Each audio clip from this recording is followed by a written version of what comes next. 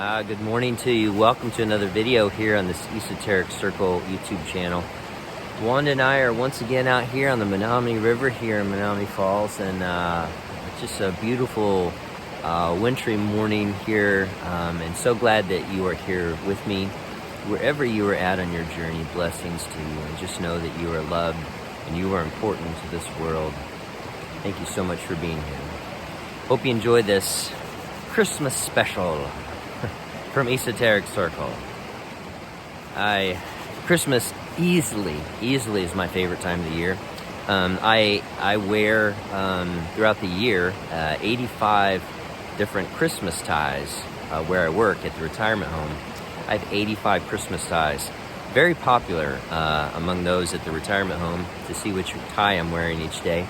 But I love Christmas, absolutely love it. And this is one of the times that I really wanted to talk about that, because even the idea of Christmas trees and why is Christmas at the coldest, darkest time of the year. So that is a great question, isn't it? And when we look at the history of Christmas trees and evergreens, it goes way back, pre-Christian stuff, even with the Egyptians, with decorating their homes with evergreens, and all the way back. The Vikings did it, and especially the German immigrants here in the United States, who in the 1810s and 20s brought this pagan ritual that the English Puritans did not like, but they brought evergreens into their homes. And it goes all the way back to this concept when God was the sun, and many times God, the ultimate God, Aten, as Amenhotep IV called him, Aten, the sun god, at this time of the year became sick. And as God became sick, it was this hope that God would get better. And this is the time, around Christmas time, it's the winter solstice, when we have the longest night of the year and the shortest day of the year. And it's when the sun is the sickest, when God is the sickest. And the spring would bring about a resurrection, right? A resurrection around Easter. A resurrection of God. That the death of God would bring about the life of God, the rebirth of God, and the rebirth of life. And that is why we bring Christmas trees, evergreens, whether they are live or plastic. We bring them into our home to signify that even in the darkest times, God is with us. God Emmanuel, Christ is with us. And in Scripture, in the Gospels, we only have two Gospels which talk about the Christ birth. And those would be Matthew and Luke. And Mark doesn't talk about it at all. And then John doesn't talk about it at all. But I want to read something from John that talks about this whole idea of God with us.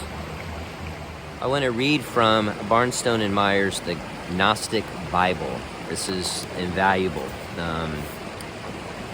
in my library. And in this, Willis Barnstone actually translates the Gospel of John, first part of the Gospel of John. I want to read this opening section here and see what you think it has to do with the nativity scene and God with us. This is a little bit different translation, and I love this. And I'm going to go on here through just a few verses here, so stick with me. In the beginning was the Word, and the Word was with God.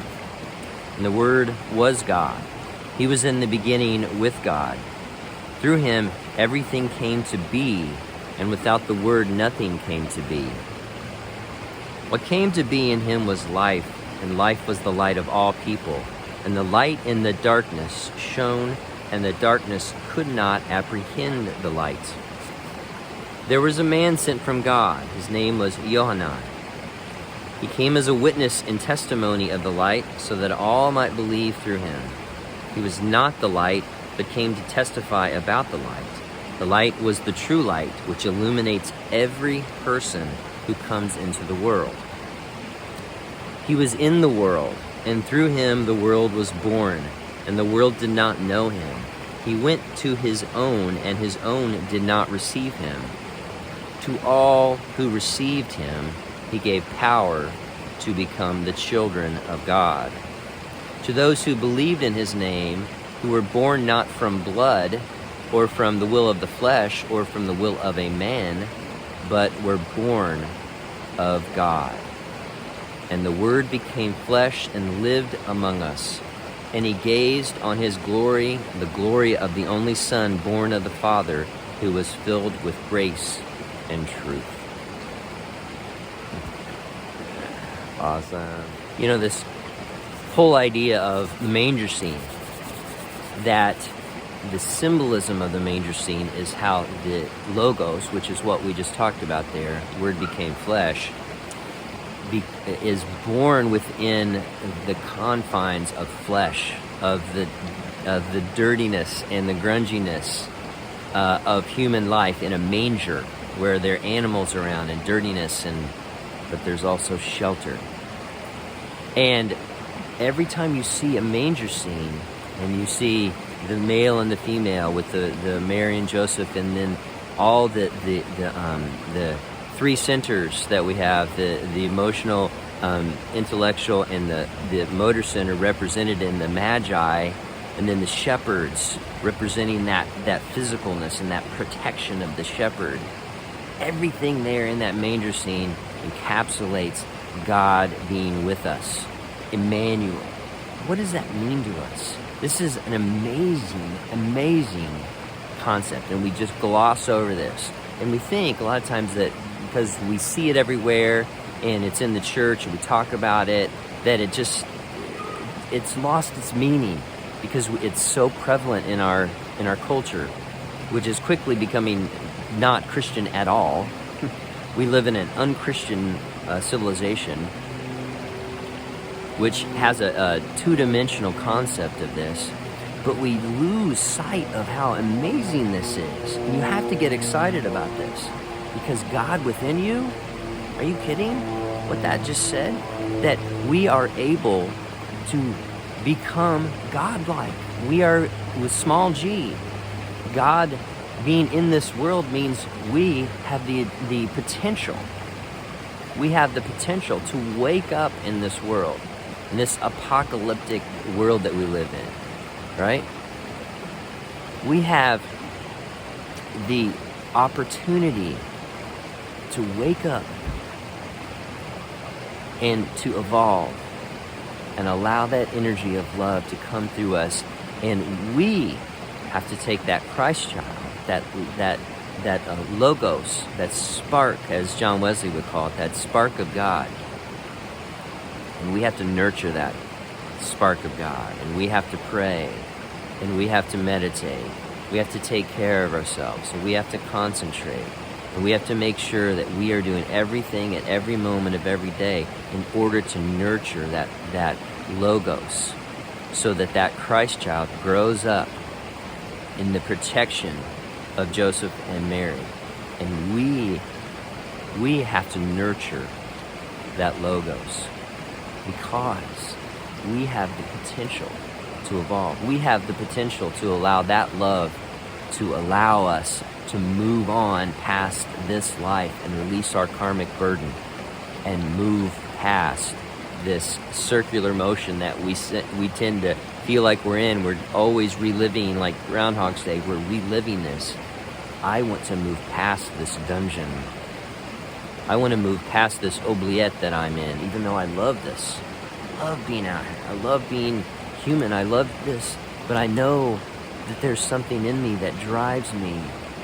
I know that there's something in me that is bigger than this world. I know that there's something in me that I need to nurture so that I can return it to God. I need to return what I have, this logos, to God in pure form, in thankfulness for the grace and the mercy and the love that God has given me. I need to return this. And that is the whole beauty of Advent, is that Emmanuel, God is with us. God is with you, and remember this. All this you're doing, maybe you're struggling with addiction, or with you're just struggling around Christmas time. This is a rough time, bad memories, family stuff. There's all kinds of stuff going on in families, trust me, in my family too, right? I get it, Christmas time's a horrible time, but remember this, the core teaching here is that God is within you. I want to read this last passage here, just real quick. To all who received him, he gave power to become the children of God. To those who believed in his name, who were born not from blood, or from the will of the flesh, or from the will of a man, but were born of God. You've gotten this far in this video. You're interested in this. You were born of God. You have something special in you, inside you, that you need to nurture. So how you're treating your body, how you're treating those around you, wake up and realize that you are carrying precious cargo that can transform you and help guide you through this darkness, through this oubliette, through this prison that we call Earth, right? This is the Gnostic view of it.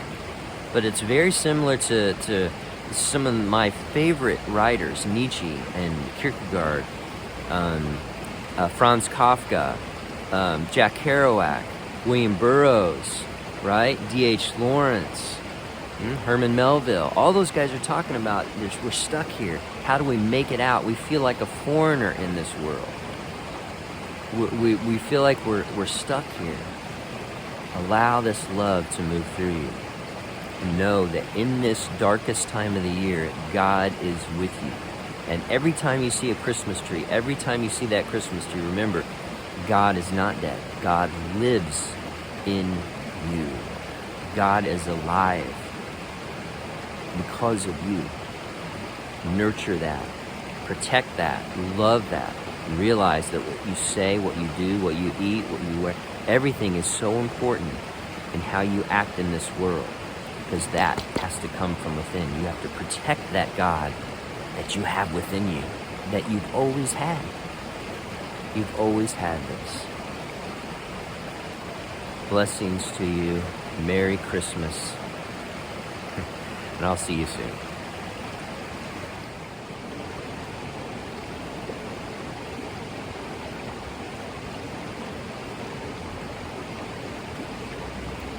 You ready to go?